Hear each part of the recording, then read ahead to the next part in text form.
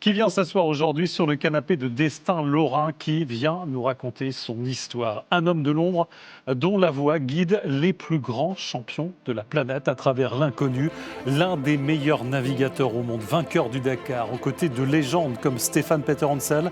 Il forme désormais avec Sébastien Loeb un duo de choc qui fait trembler les dunes. Un gamin qui avait les posters de ses idoles sur les murs de sa chambre et qui a fini par s'asseoir à leur côté pour gagner. Un homme de précision, un marathonien qui est revenu de l'enfer après un grave accident pour conquérir à nouveau les sommets. C'est un destin lorrain.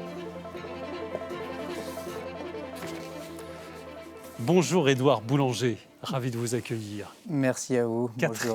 Quatrième au Dakar en janvier 2026 en Arabie Saoudite, copilote aux côtés de Sébastien Loeb, 15 jours de course qui, alors on va le dire franchement, qui n'ont pas été faciles. Vous étiez clairement dans la shortlist des favoris. Vous êtes arrivé quatrième, c'est une déception?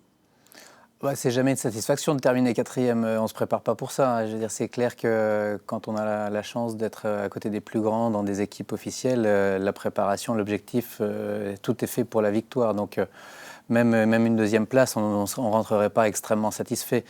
Donc c'est sûr qu'une quatrième place, on a le sourire parce qu'on a fait notre travail correctement. Mais l'objectif, c'est pas ça. Vous avez déclaré qu'avec Loeb, c'est le meilleur Dakar de votre vie, car il y a une confiance absolue.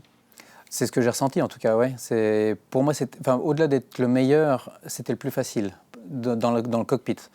Parce qu'il n'y a pas eu une seconde de tension entre nous, il n'y a pas eu une seconde des doutes, bien sûr, on en a, mais c'était à chaque fois contrôlé.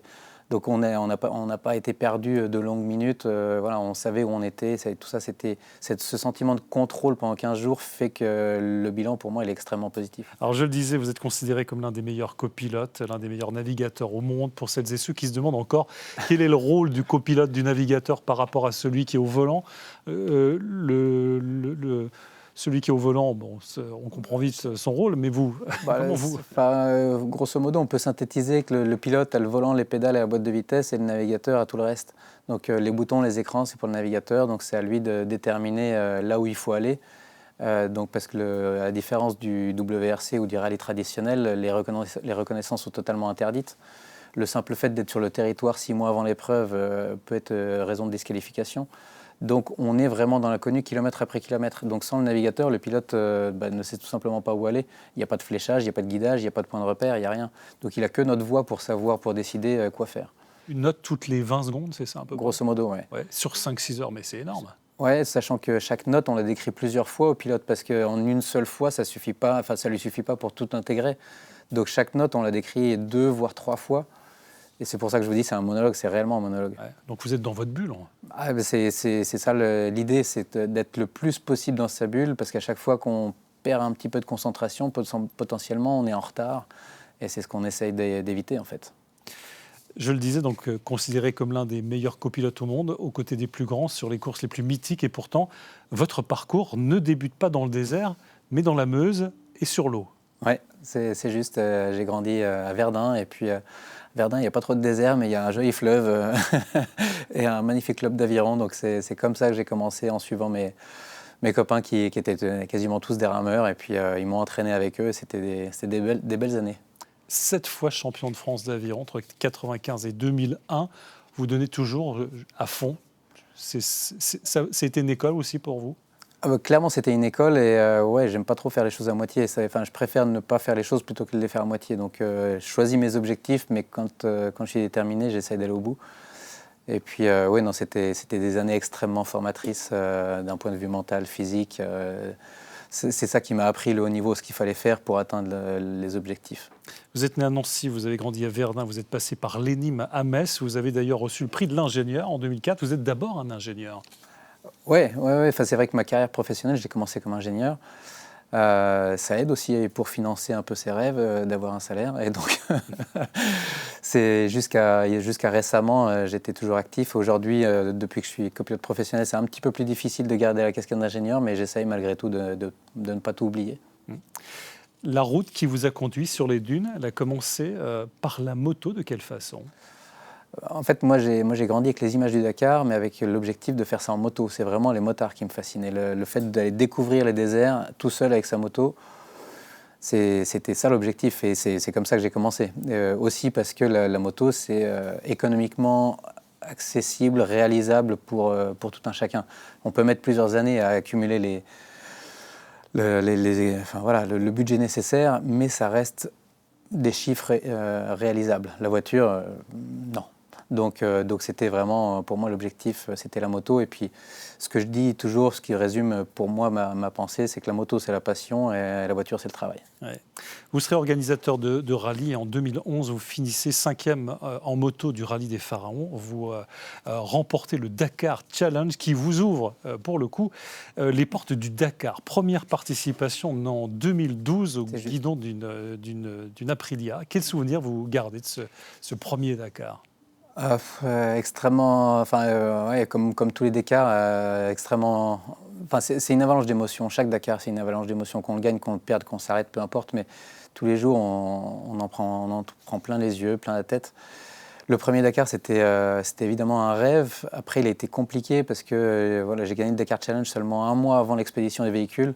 Un mois pour préparer un Dakar, c'est ridicule. Et c'était absolument pas planifié. Ma deuxième fille venait de naître. Elle avait 1 mois et demi quand je suis parti au Dakar, donc c'était pas tout à fait les plans. Et puis donc voilà, c'était.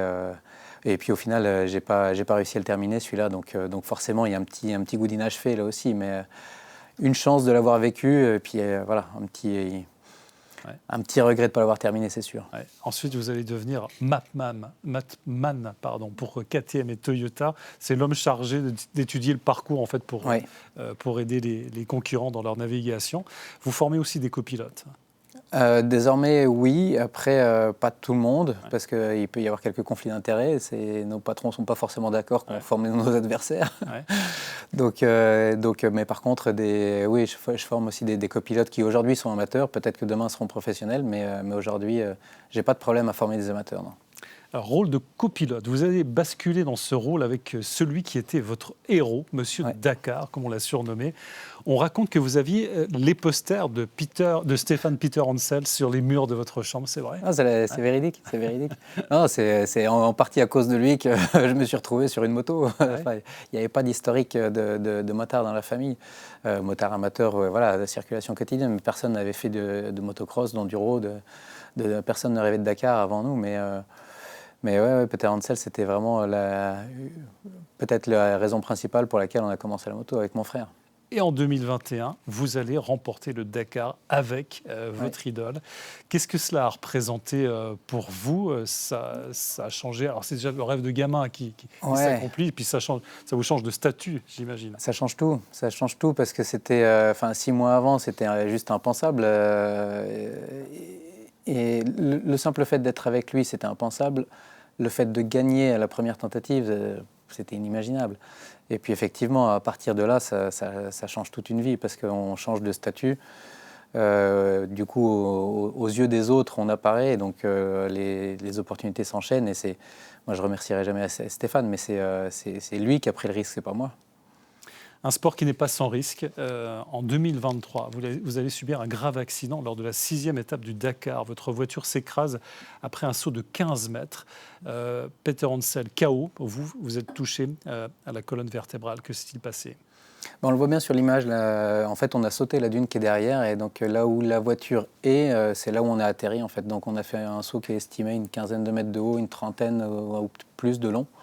Et en fait, la voiture, à l'atterrissage, elle s'est écrasée complètement, mais elle ne s'est pas déformée. Donc, toute l'énergie résiduelle est passée directement dans notre corps. Donc, Stéphane était KO pendant de longues minutes, vraiment inconscient. Et puis, moi, j'avais la colonne vertébrale cassée. Malgré tout, c'est moi qui arrête la voiture parce que Stéphane était inconscient. Donc, la voiture n'avait rien, donc on roulait à bloc dans le désert avec Stéphane avec la tête à côté, donc ce n'était pas génial.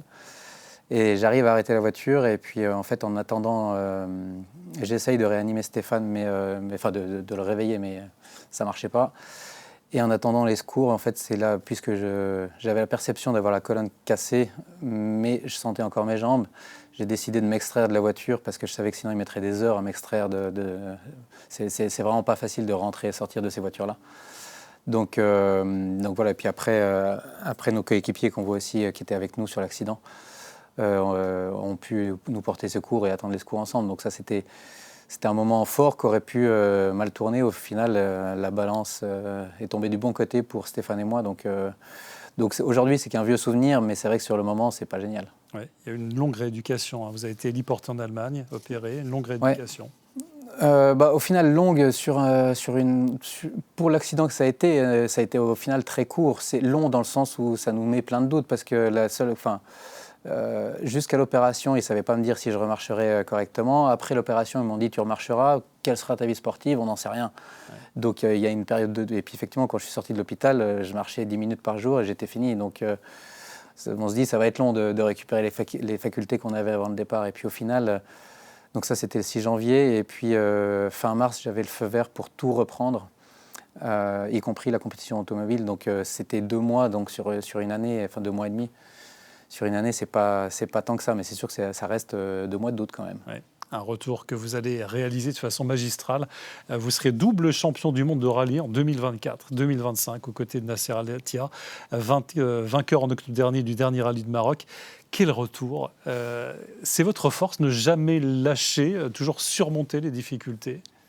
Je ne sais pas si c'est ma force, mais en tout cas, une fois encore, quand je me donne une direction, j'essaye d'y mettre les moyens. Et puis, s'il y a la possibilité de bien faire, je saisis la chance. Alors vous vivez aujourd'hui en Suisse, vous présidez un club d'athlétisme, vous faites du triathlon. Avez-vous besoin toujours de ce mouvement perpétuel pour vous sentir vivant? Ou est-ce que c'est l'adrénaline du désert qui ne vous suffit pas? Non, je pense que c'est un peu les deux. C'est l'adrénaline du désert, on en a besoin et ça, je pense que c'est mon moteur principal plus que les victoires. C'est vraiment les moments où on est dans le désert, c'est des moments magiques où on découvre des endroits où on ne pourrait pas aller différemment. Et puis après, c'est sûr que j'ai un certain besoin de bouger, ouais. L'inactivité, c'est pas trop mon truc. Et être assis sur le canapé, je pense que c'est un des rares moments où je le suis. Écoutez, merci d'être venu vous asseoir sur le canapé de destin lorrain. Merci de nous avoir raconté votre histoire. Vous prouvez qu'il y a souvent un cerveau lorrain qui garde le cap derrière chaque grand pilote. Merci d'avoir partagé avec nous ce parcours. Quant à vous, merci de votre fidélité. On se retrouve très vite pour une nouvelle rencontre et pour un nouveau destin lorrain.